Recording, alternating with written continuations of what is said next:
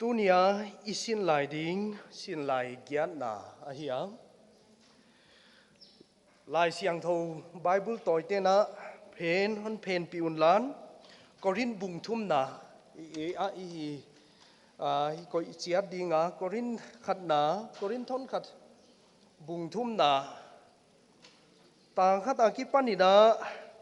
tang kwa tan sung dinga ya tunia isin ding hi gin tak sang ina ama a te sa tunia hi hong sau zodeu ding abanga wai zia kina ina kiging hol theina ding ina neuchik ama a te sanga athuang tamzo hiam ai kele hong sau zo khak le leng hi tua a pangzo ding ina abula panina ana ki sapa le hang hoi ding ina kaging ta a tomchik di bangai na gin tak ong sao khak lo che ki mo sak khak the manina ka hon gen masa am to isin laya ilut mai na ilung sima ngai to hom le hang u thwai ka sak khata oma wai tu laya hovel ai kele abi kina e sing tang mi te politics to kisaya ai kele igam ki vai hom na dan to kisaya i thei ma la i heng thei het lo i tai sat thei het lo thei ge gu hinapia hiai zo hiai hi vo chia thei chiang hoi lo leng sa hiai dan hon bolu hi vo chi leng thei hi le leng wai apa na iswa tak thei het lo khat kha ni hun dang a leng ana om sa politics to kisaya divide and rule policy chi a oma divide and rule why to hen zak ding in op khum ding se neu a hen zak til tel ding in tua aneu til tel te hi vai hom khum ding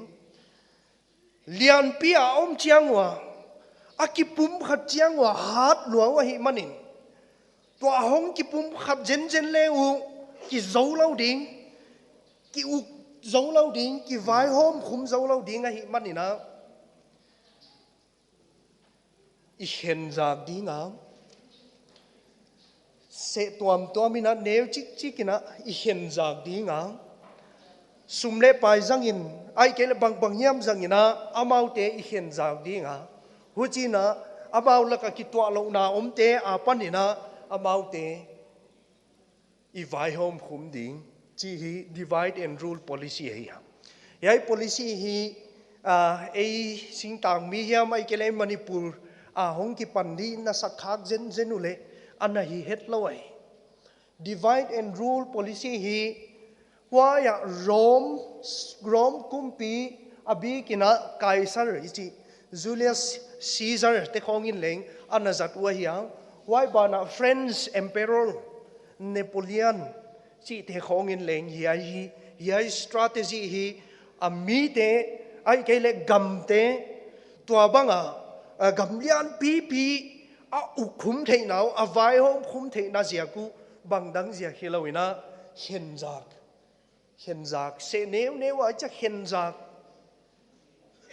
huchina a op khum thei we to ba divide and rule policy hi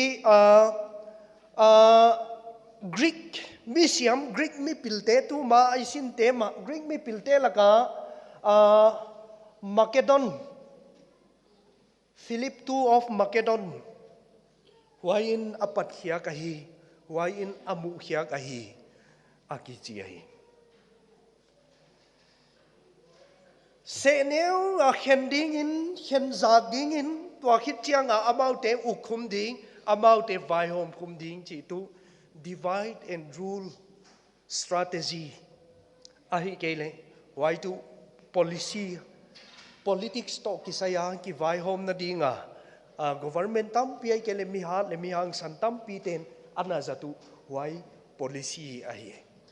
tu jing kalina why lung sima ngai to komina to divide and rule policy ki chi hi omahi khen jang ding in huchile ukhum zodi ki gom khom le u và ukhum zo lo de hi chi wai lung sim ngai to komina isin lai hi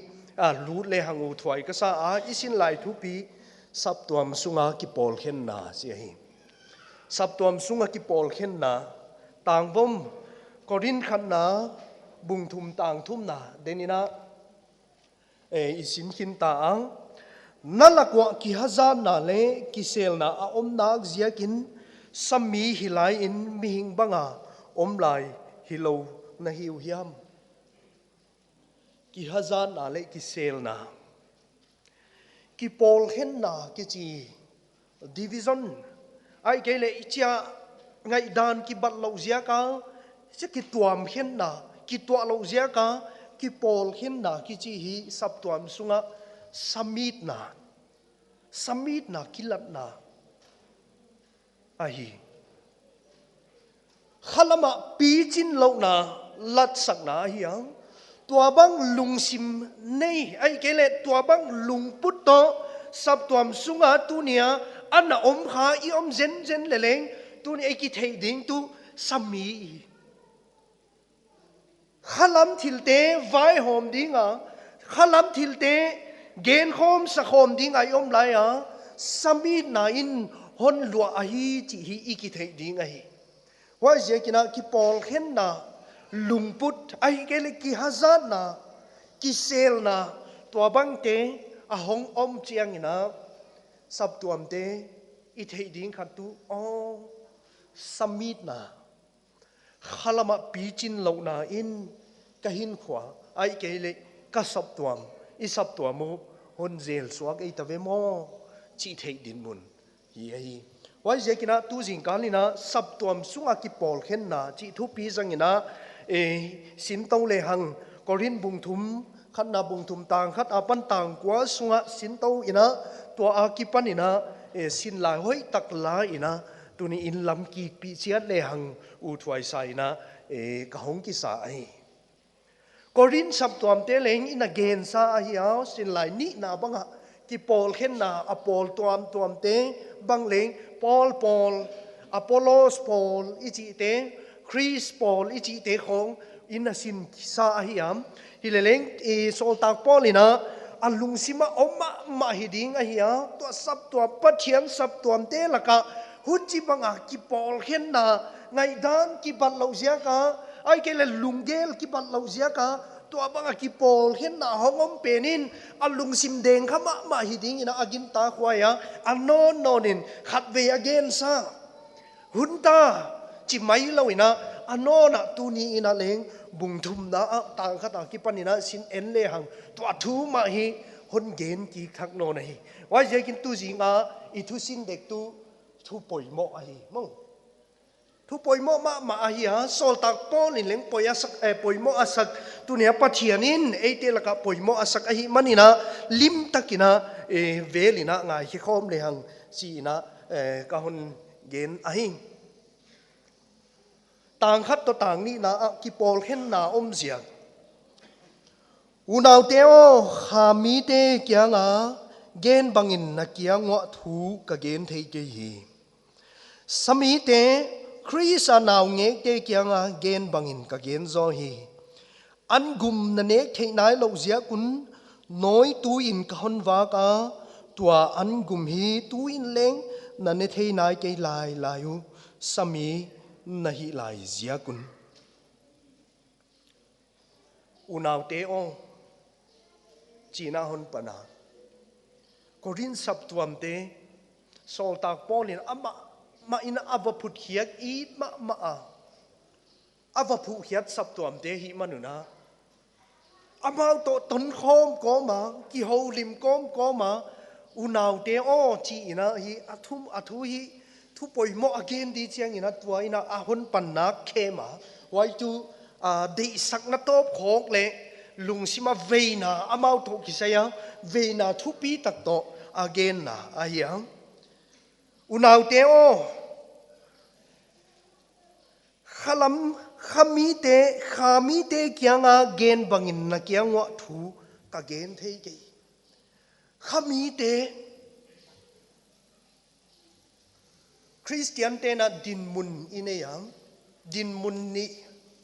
khana a hi na I position wai chu khalama pian thak na hoddam na nei te ding ina idin mun I position hi hot dam ta te chi hiam why ba na ani na hi practical a hiam why chu pian thak na hita khalama kalsuan na ho chi bang nei mi te khami te tua ya again khami te a chi tu why a piang thak teng kya is a piang thak te again nai loina piang thak na ba na khalama kalsuan na ne ya lam chi tuam tuama why a hot dam na to kisaya ai ke le jesu christ hot dam na zia ka khalama kalsuan na step la hu chi bang mi te khami te again na hiya tua bang ke kianga thu ka gen bang no kianga gen thei lo ka hi sab tua ma ki pol khen na om zia hi na khami lo zia ko hi a ji khami lo zia ba na khalam thu te thei ba lo ai khami te kianga no khami te kianga thu ka gen banga no laka wai banga thu gen thei lo ka hi wai tu again nop aung kilang ma ding tu sami te Chris anaw ngek te kianga gen bangin ka gen zo hi Chris anaw ngek te kianga gen bangin ka gen zo hi sami te chi ahon gen no na sami te ki chi hi ging tu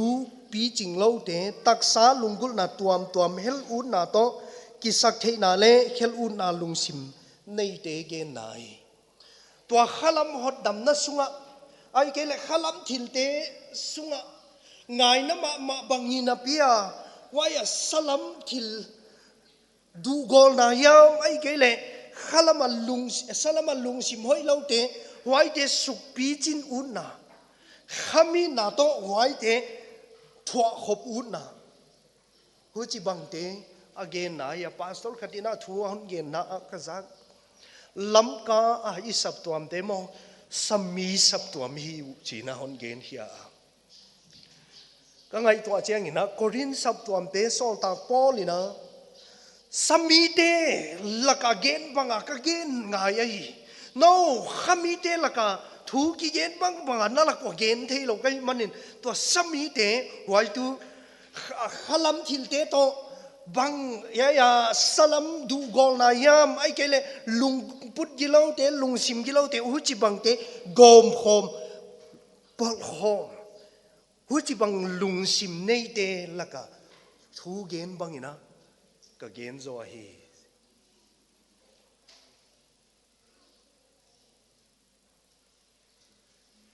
tuni na ki ngai sun le hang u thwai ka sa piang thak mi na nang zo piang thak lo di ve chi no chi le piang thak lo na hi chi na khatin ba gen le he ma ding hi na pi lung sim nuam hen lo ding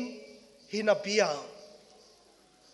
tua khalam thil te to salam ut na tak sa lungul na tuam te hel khom gi ge apoi mo le zu kham the apoi mo le mi to ki na ki se la ai ke le ne guk ta guk na siang tho lo na thang hoi na te khong toi cha om khom teng khom thei hu chi bang piang thak hu chi bang khami polama smart ma mai hileleng ki khop lo ka la pathian ni a hi lo chiang a thil teng to me khom thei hu chi bang christian hi kha ding ala huai ma hi sami christian sol ta polin korin sap tuam te tua bang nai u achi khami te kyang a thu ka gen banga no te la ka thu gen thei lo kai no te la ka thu ka gen ni chiang a tua sami te la ka thu gen bangin ka gen zo hi chris an naw ngek bang a chiam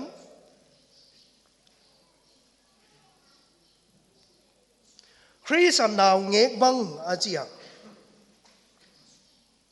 why tu pi ching te to kile bul khalama khang the lo naw ngeng ma bang den layu chi gen na ai khalama kal suan na nei the lo nói tu ya ki wa tan chin hoi to ki saya Chris thu bulte again na hi achiam Chris thu bulte wai tu Jesu Chris in eya dia ahon hi sak thilte hot damayom theina dinga Jesu Chris ahong thuak na Jesu Chris in ahon hi sak athona pathianin ahon piak thu te wai Chris thu bulte thong chau lungul wai bana ama lama kal suan na ding bangyam te akigen chianga wai te ne theilo Jesu Christ in athona pathianin ahi sak Jesu Christ tu to na ahi sak wai gin na thu ai kele ngai dam na dinga itopa Jesu Christ hong thuak na thu te khong tua te khonga lungul lai lai ama lama kal suan na ding om pen wai pen akigen khak chianga ngai tua theilo isap tua ma leng kum pai tai na kum zakhat wal bang Christian chia kimin lo a I om nunga thupi ina diktat na a kilam thak na chi kum ni mong mong hi ina jang to wang to diktat na thu a hong ki gen chiang in khen khap te na Jesu Christ a diktat na pen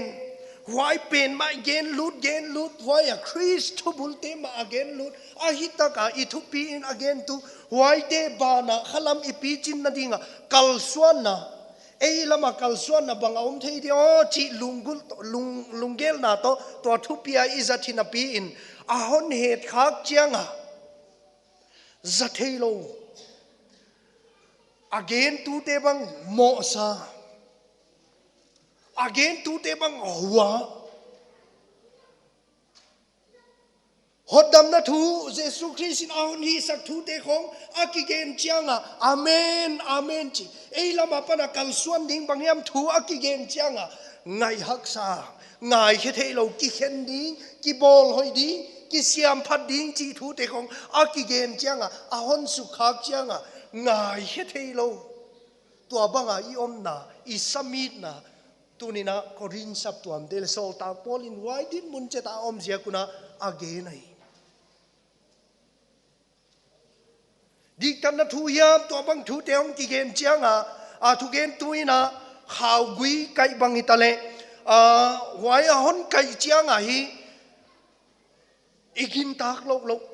ya lam pang khong le hon sukha imuan ma te khong why hong ling mo tua bang ayom chiang ina khalama kal suan thei lo na Christ thu bulte tam den lai unaute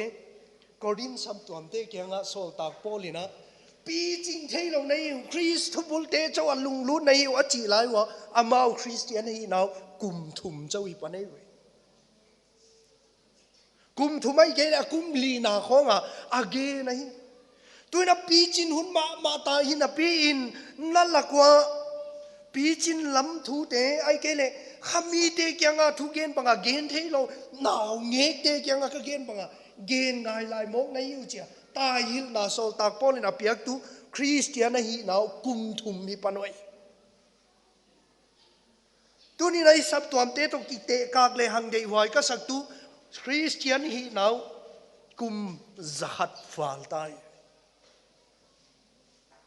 korin sap tuam tu ni ya isin la ya ki gen te sang ina pi ching za tham ding ale som ni ale som tu ma pi ching za tham ding a lamet sap tuam te tu ni EBC sap tuam te ve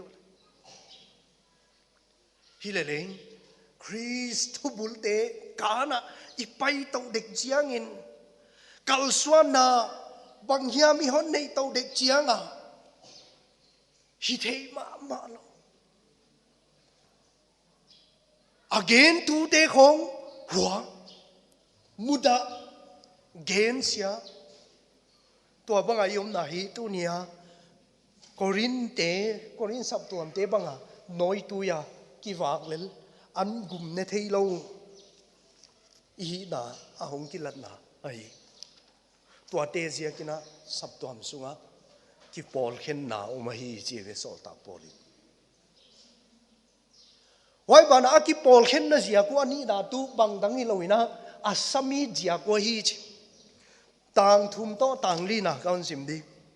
nalakwa ki hazar na le ki sel na om nak zia kin sami hilain mi hing banga om lai hi lo na hi uhiam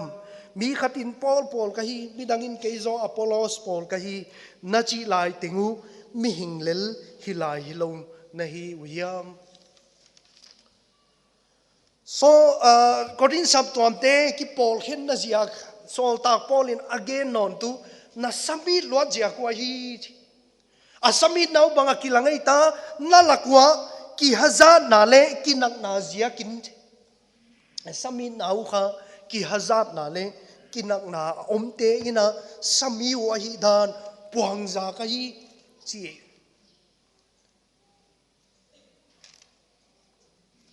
samit na ki hazar na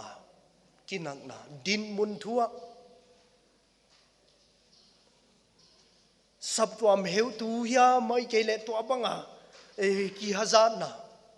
to bang din mun nei te hazar na le to te gen siat ut na lung sim hazar na lung put hon makai dinga to pan a hon pia heu tu te ei sanga mong zo sang na hewa om dinga thu mang taka oma heu tu te ai ke le pathian in mo puang na piak heu tu te thu mang taka om dinga pathian in ahon de a hi la ya ahon pi i heu tu te khong mol luau sang na to te zia ka zui ut lo na le gen siat to thu a hu chi bang lung put to department sung khong sab tuam sung khong ai ke le hu chi bang ai om na wai te i samit na a hi to samit na te in sab tuam sunga ki pol khen na division bol hi tu ni la hoi ka sak ma tu to banga ilung sim ngai to na te khong ai ke le i heu thu nei na lian tak nei bang hi ina igen bang atang tung hi hen la heu tu hoi lo wi sak te khong ai ke le hi pa sang ina ke ka chin zo ke siam zo thei zo ka hi i ki chi na te khong hi che i din mun te ki heng chet wai din mun om kha chet hi le bang i chi tamai jen deo ka chi to ba ki hazat na le ki gen siat to na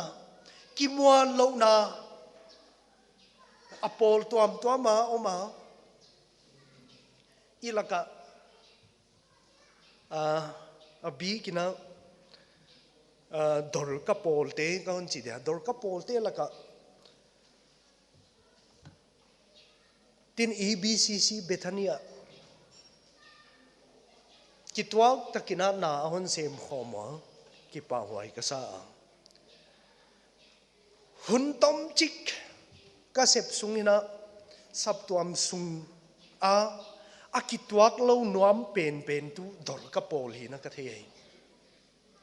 adang te leng akitwak ve ku chi na hi tuan lo ina mo mun tuama kawak vel na a hi se ni a ki swa thei pol bang ana omina waya abelam te la ka hat deu khat oma wai pol to ai ke le waya atelu president yam tuama bangina department hian khat kho aleng to bang hi a om hun atam ma hi sap tuam sung kia hi loina unaw te hele ka hon gen lai ding ko sem tu te la ka leng ki hazar na le ki nak na om nuam ma mai posting namun to ki say mun teng hi anwa ma hi vek ke chi hi i thei sa hi mun anop lok deu namun lenga oma mun anop deu namun lenga oma ye la khong bang hi hampha ka hi dinga mun nuam ma om asap tuam te chi na hi pa loina mo lam ka ki he manin hileleng singta akotong deu bangom in chin kum hong pe ding chiang khong bang chi bangina coi lạc cái tu khá điệu chỉ lùng sim to cho kiểu miền chín hỏi ở hong xoa tắc tắc hial chang à igin tang lâu na na không ki om khai in chín hiện tế igin tang lâu sim không bằng chiao ngô miền chín anh nôm na đều muốn không bằng tung che ki hasa na mo ki thei siam lâu na heu tu te mo sakut na to bang lung sim a om bai ma hi to xem tu te là câu chỉ bằng ông thấy mạ bằng in sắp tuam sung lên tua bằng hi idin mun i na tuam zirina ông thấy mạ hi why gì kina tua bằng te hi hong mà tua bằng te hong pi chin chiang in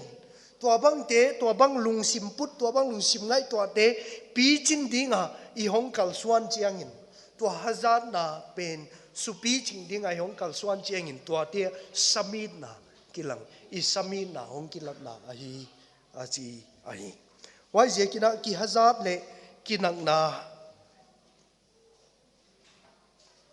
tu samit na tak lan na ahi a tua te ina ki pol khen na sap tuam sung ki pol khen na a mai wai bana ki pol khen na zia khan na a pol ki chi oma isin sa hi ma le neu chik he ya le hong ki gel thagai manin ka hon gen ki dinga pol khasom le gya chung priscilla le aquila to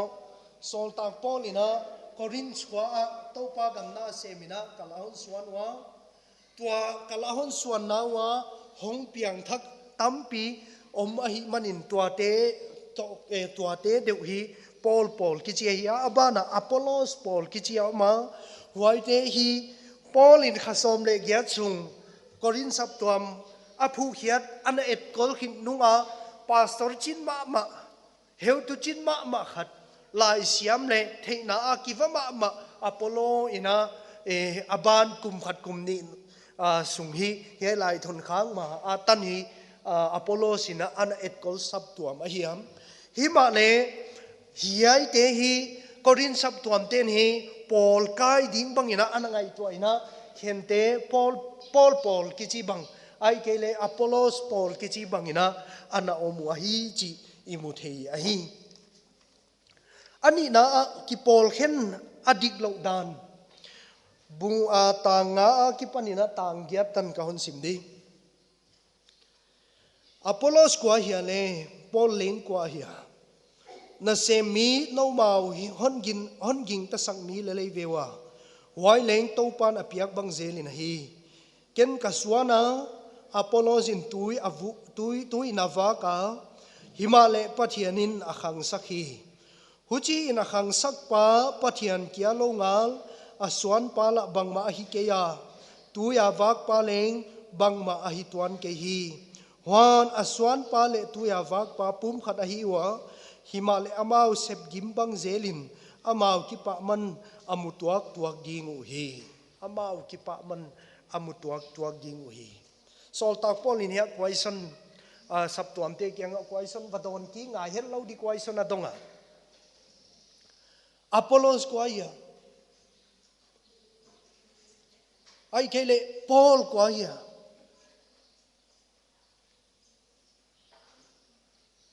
yoi tu athei sa akyang wa omgi ge Apollos leng hi thoina sol tak Paul leng hi thoina amau te hi asap tuam to kichimat ma omgi ge don ngai se lo don na ahia abana Paulina ama don na ahon gen chiang supa amau te hi Corinten pathian agin tak theina dingwa amau te laka pathian ni mo puang na apiak banga sem tu te ai danu again u dai Apollos kwa hia Paul kwa hia amau te hi pathian van zat hilelu hi si again u jiakina hiai don na hi ahon dongai ki thei ma kichi man ma hi manuna amin na lamwa gen u tahi ke yam hi la leng pol kai ding hi la pol kai ding ko phia la vot jong da na vakal suan hi la wa pathianin amaute khalama apian thak theina ding bangu ai ke la khalama khan theina ding bangu avan zat lelu ahi dan sol tang polina gen ut loma ma pol hong vanaya e ke pol hong payun ai ke le apolos pol hong payun chia huai tup na ne ya vazin ai ke le huai tup na ne ya vakal suan hi lo pathian gam na sem pathian van zathi ding atua pathianin mo puang na apiak pen a vasem hia hilel u ahi dan hi again ut ahi wa zekina hun tampi a ei laka lengi thoine iu pate hi na ei pastor te tale pastor lui pa pastor thak pa a lui pa sangin athak pa asiam ke zo ai ke le lui pa hi chi athak pa hi chi te hi yen mun ma ei sap tuam ke i lo mun dang a leng to bang ke khong hi ilung sim a hon zo ma igen ut ma te la ka khat ai ha unaw te tu ne ka gen ut tu pastor asiam lo anaw pang au pa hiam ai ke le theina lama zilna hi tan wai tan chi te thu tuam hi tale amau te hi pathianin mo puang na apiak bang zela eite la ka pathian thu gen dinga hong pai a hi u chi hi i mang hil lo dinga hi mo hiai siam lo zo hiai te khosa thei zo hiai te khosa thei lo zo chi khonga ai na te kak ding hi zo lo ina pathianin mo puang na apiak tu ne na upate hi tale kwa peuma hi tale tu ne pathian gam na sem tu te pathianin mo puang na apiak tu pen ong sem hia hilel wa hi chi hi tu ni na theile hang u thuai ka sa ye wa jekin amau te pathian van zat a hi wa amawa hat na zanga hong pai leng hi loin pathian hat na zang le li hi tangguk na kan sim thak gi ken kaswana apollos in tu in avaka hima le pathianin akhang sakhi pathian hat na zang le bang chitukina genin bang chitukina vasain kum thum kum bli sung om khumina sem ma le hangleng tunina akhang sak ba pathianin akhan sak keile bang mo ahilo wajaka asem tu te again tu te waya apollos hi ina sol tak pol hi tale pathianin wai avana sepu pen khang sak ke hen lan wai pen khang sak lo hi tale to avagen tu pa yam ilai siang thoina aswan pa atui buak pa sep kichi hi bang ma lo to ki bangai wai je kina pathian ha na zang lel ahi wa hileleng again tu bangyami chile thilhim him akhang sak pa pathian apoi mo pen ahiam aswan pa le tui buak pa leng pum khat ahia pathian akipa man sang ding wa hi achi denai lai siang tho sim na a tu ya wak pa leng bang ma hi tuan ke hi wan aswan pa le tu ya wak pa pum khat ahi wa himale amau sep gimbang zelin amau kipa man amutuak tuak ding wa hi unaw te bi kina ka sep bi upa te hi na pathian gam na a kal suan pi kwa pek mai niai hoi takina na ngai ma deu tu ne kipa wai ma kasak kasim chiang aleng kalung sima kipa na dim le chagi hi ya hi pathianin kipa man again kha amau kipa man amutuak tuak dingu asep gimbang zelun je solta pol hina apollo hitale asep gimbang zela kipa man muding te hiu dena ka gen bangin asiam manu hiam ai kele allo chinjia kwa kipa man muding chi hi ke ya asep gim thaman sep thaman sang ding apathianin den chianga wai go lo dinga ahun hamphan na ahun piak te ye mi bang sa na piang thak sak ta ai kele bang chitukina na lo chinga na sab tuam kepte bang chitukina aga wa na bia kinu bang chitukina hoita chi pe na te dinga hi ke ya sep thaman bang chitukina huai pastor pa bang chitukin huai upapa bang chitukin huai evangelist pan pathian adi in asem gima chi tau kisaya kipa man sangdi te hi zekina topa min ka phatai Adoniram Jatson Burma a missionary masape na hiya kum sagi sung ving Burma a pathian thu genin na asem ha kum sagi asep nungina ging tu khat mue kum sagi asep nunga asep ga hong kilang masapen pen tu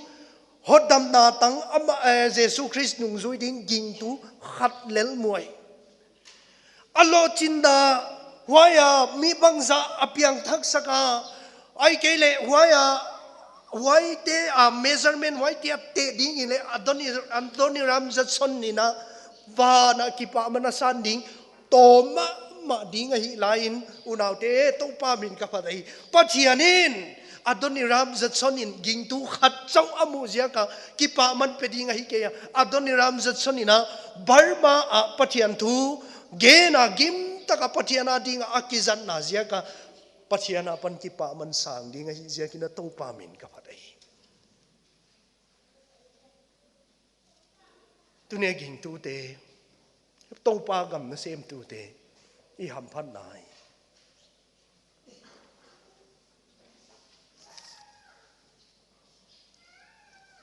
amauten asep gimbang zelun kipa man amutuak tuak ding wi tunin to pa gam na sem na bangza ina nagimpi ta bangza in natol pi ta to pa gam na sem na kalsuan na bangza ta ina nang nalungsima ai kele na hin khwa na tol pi in nagim pi ta chi penin thu pama ma ding hi chi hi tu ni na athak takina theileng u thwai isa hi ai aswan pa le tuibak pa pum khat a hi mi khat a hi chi na hi loina pathian mit muwa ani din mun aniam danu kibang pathian gam na sem tu lel Paul kai ding hiya mai kele Paul phut heading ya ma kal swan ni lo pathian vanzat amau ten den chianga kipa man mudi wa hi chi hi igen hi hen lam bana pathian a te yi bung thum tang kwa na kaun sim di câu te pathian na sepi te ka hi wa no te pathian lo ma na hi wa pathian in lam leng na hi wi pathian na sepi te khana pathian na sepi te hi dan again ang pathian to lo bol khom ai kele pathian to din mun ki ki ma hi chiam na sem khom hi zaloina pathian hi alo nei tu pa a hi to pathian lo ma a na sepi te an na sepi te sunar goi chiam to bang te a hi dan hi sol tak bol in again a hi wa zekina ko te pathian na sepi te ka hi wam pathian lo ma a na sem te ka hi u aje pathian lo ma a chi tu ni na e thei siam abi kina korin sap tuam ten a thei siam ma ding wa thumal a hun zat hi a lo bol na to kisai ai kele one ball na to kisai a hun gen te na a hun la ka hiam wa jekin a lo ma pathian lo ma a lo nei tu pa pathian a hiang wa jekina a sem tu ten ei de dan hiam ei hoi sak bang banga hi cha va sem hiam va bol hi thei mok lo a lo nei tu pa pathian ei manin ama de na bang banga na sem aman hi chi ni un a chi le to banga sem khachin hi un a chi le to banga sem pathian lo ma a pathian na sepi te ka hiu a hi a je wai bana pathian in lam no te pathian in lam te na hiu pathian in lam te na hiu a chiam Korin khopia building lian le thupi tak tak kitung hia mutea ding in hiai gen te na thei siam huai ma ding hi thupi tak tak building te architect in agu gel agel banga kilam zel huai ziakin korin sap tuam lam khiam na ding in pathian alem gel tu le aswang phum ahi dan gen chiangu thi ding hi topa sap tuam lam to ten ama de dan chiatwa abol ding u hilowin aki gel sa zu in aswang phum tunga alem dingu alep dingu alam dingu de ahi heu tu te khatina whatsapp thil khat a hon gel di kasang ma khatau ma ka hon gen zol dinga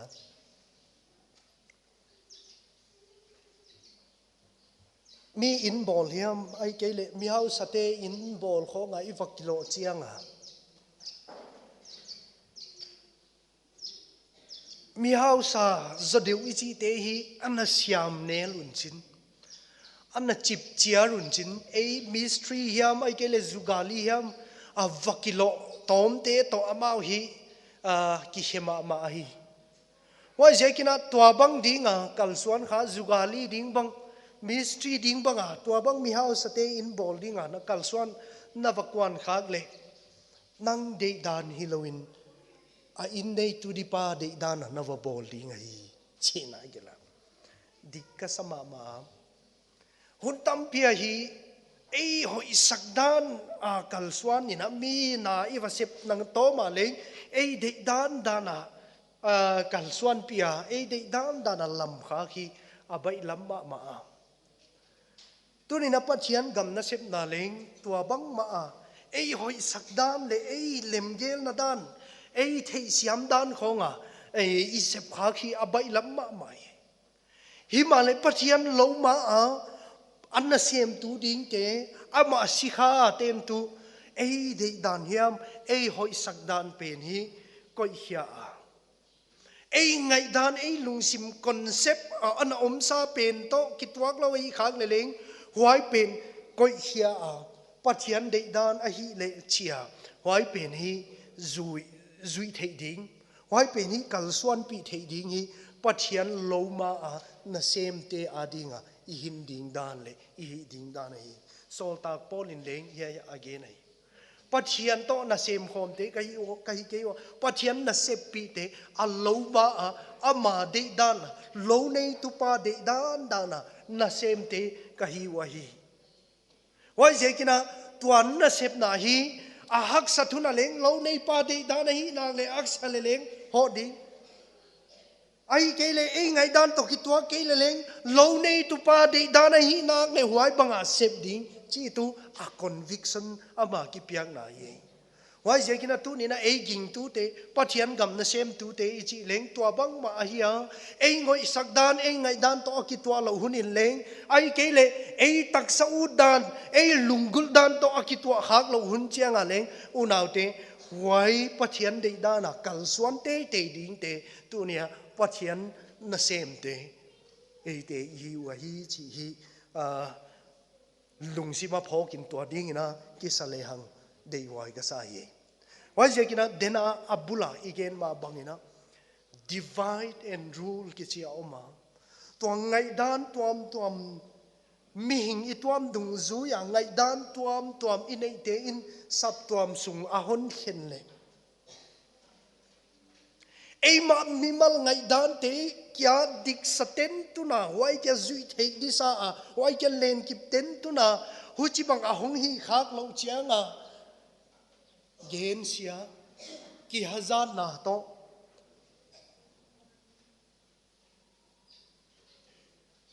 i pol ding zonga ei lama pang ding zonga anakal suan khasek hi le tunina gamlian pi te kumpi ten a ukzo theina dingina neu chikina ahon se henwa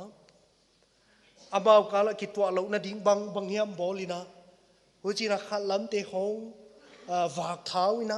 ki hazatwa sakina huchina amau le mau ki do sakina huchina wai huchi bang ha neu chika hom chianguna a ukhum thewi tunina ipilwang keile to bang lungput neu chik chik in nei te in huai te na ki hen na mel ma pa setanina ahon jang dinga aman hi isap tuam sungyam ai kele i department sungya ai kele i in sungya tua ukhum theina dinga tua ingai da neu chik chik in nei te hi setanina jang nuam ma hi hi chi theile hang phok le hang u thwai ka sai wa jekina ki pol khen ki chi him sap tuam sunga dinga dik lowai sol ta pol in leng hoi asakei maya waya ki hazan na ki nak na ngai dan ki bat lo zia ka ngai dan tuam om te zia ka ki hazan na le ki nak na om te in alakwa mun hon ne ya huchina melma pa setan in tua te zangin sap tuam sung hi ki hendan ina sap tuam bang mi bang za hiam chi chau lengi loina asap tuam pum pi zel suak ki pol khen na hi korin sap tuam te laka ommo pai wai je kina tunina tua bang ki pol khen na tua bang ki haza na le tua bang lungput te na ei sap tuama EBCC Bethany ai kele EBCS hola tua bang in dei lo na dingina tunina hiai lungput te ilaka hong ilung simya mai kele ngai to na hiam angom khak chianga ipai hia thei dinga hi wai je kina atom nai gen nom tu pol khen lungput lungsim mine hia ai kele gom khom lungsim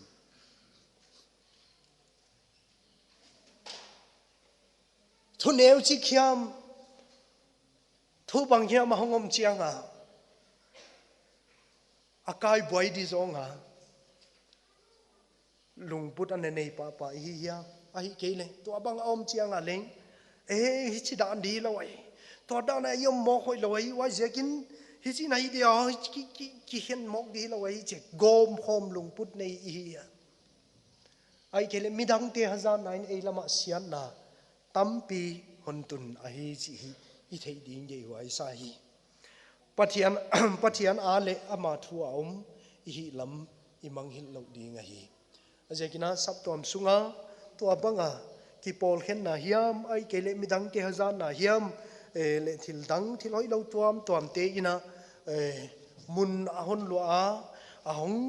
pi chin ma nge ya tunia to bang lungput om te i tha tom ding ila khia tom ding hi chi hi tu jing kara isin thei le chi hi to pa na thui sin te tan cha da wal zol ta hen